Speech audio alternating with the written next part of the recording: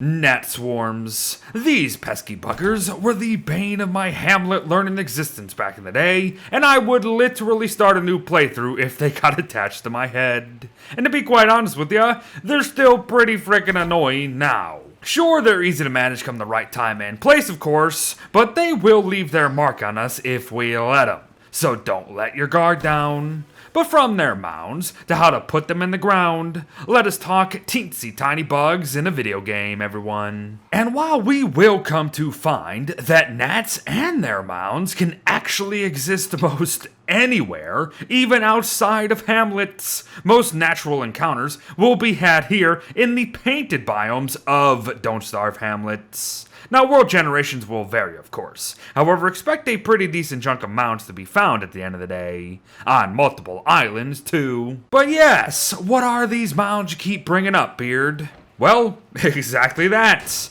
Gnat mounds, folks. They act as a gnat swarm's nest, and while they can be burned if you just want them gone, it is highly advised that you actually mine them, as each stage, or just every 2 hits mind you, will have a chance to drop rocks, iron, and flint, with the latter being really rare actually. But since flint can be hard to come by in Hamlet anyways, mounds are still going to be a great bet. But what happens when we destroy a mound but keep the swarm alive? Well, after some time, the swarm will start to rebuild a new one, as you can see. However, it's still going to take quite some time for the mounds to actually regain full growth, so make note there. So okay then, what happens when we kill the swarm but leave the mound? Do gnats respawn? Sure do. Quickly too.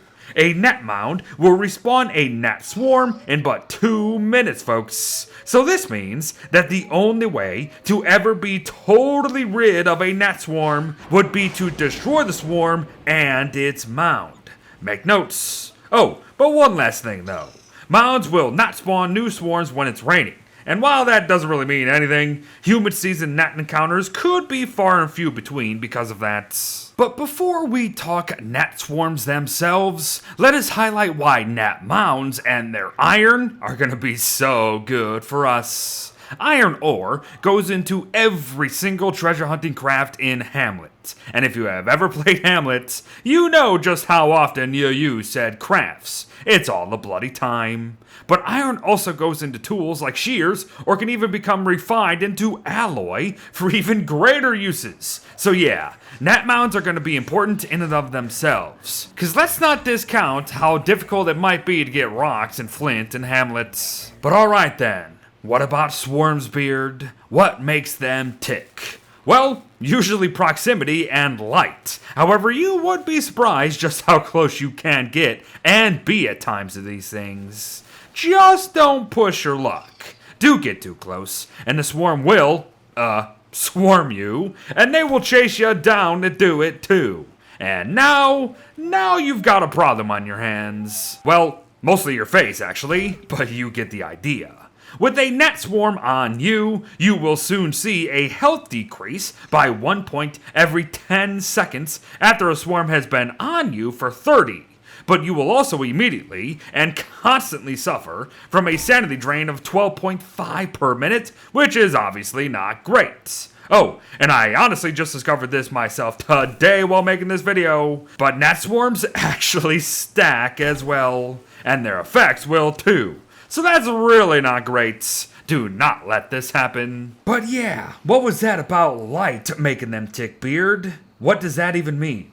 Well, it means that gnat swarms are attracted to brighter things. However, we ourselves are somewhat saved from that, so don't worry too much about wearing or holding any light sources near them at the end of the day. No.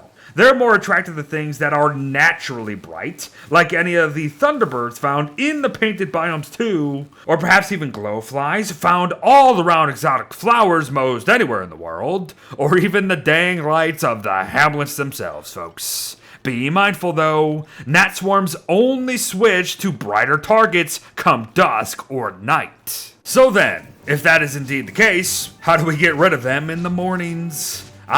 It can be a bit tricky, as we don't actually have that many options, and attacking gnat swarms is actually impossible. So there's that. And this is also why you might see gnats and other mobs just fighting each other forever, even when you weren't even around, in case you didn't know. But no. We need to gas these little buggers. Literally.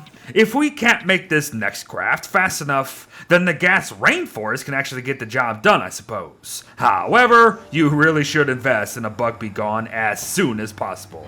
They offer 20 puffs in total and can be used against every single bug in the game, actually, but only gnats, glowflies, and rabid beetles will die instantly when in the noxious cloud, so be aware of that. But it's good stuff nonetheless. But now things get a little pointless, but still kinda neat at the same time, folks. For you see, another way to be rid of a gnat swarm that's on ya is to blast it with an ice staff, and then just run away. However, this also opens the door to the opportunity of not only moving swarms to where we want them within Hamlet, but also carrying them to other Don't Starve experiences. No, seriously, get a gnat swarm around your noggin, hop worlds to anywhere you want to go with the Skyworthy, blast it with an ice staff, run away, and eventually you could have a gnat mound on the beaches of Shipwrecked or the plains of Reign of Giants. I mean, iron is pretty much completely worthless outside of Hamlet, but still, it's kinda cool. And here's something neat to add to that anyways. The possibility of charging obsidian weapons and tools when you're in Shipwrecks. If you haven't noticed, attacking a gnat swarm with any weapon or blasting it with the staff even will not drain their durabilities. Therefore, one can use them to safely charge up said tools to higher damage levels or efficiencies at the end of the day. Neat tricks. But a few last character-specific notes here, folks. Overcharged WX78 players are going to be in a whole mess of trouble around these gnats, as unfortunately, you will be the biggest and brightest light around to these buggers. So you all must be prepared to deal with them at the end of the day. Maxwell players won't have to worry about the negative effects of the sanity drain that comes from an attached gnat swarm, because Maxwell's sanity gain is more than enough to counter it. And I always bloody forget just how insane his dapperness is. But lastly, Wendy players may have some trouble with Abigail, as Abigail automatically targets swarms, and she'll kinda be stuck doing so too, which ain't great, cause even to get pretty far away, she's still gonna be fighting.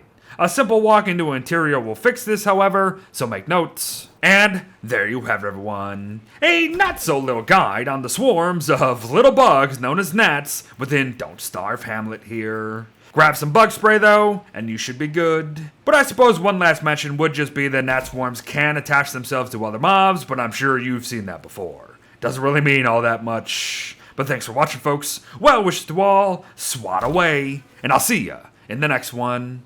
Bye-bye.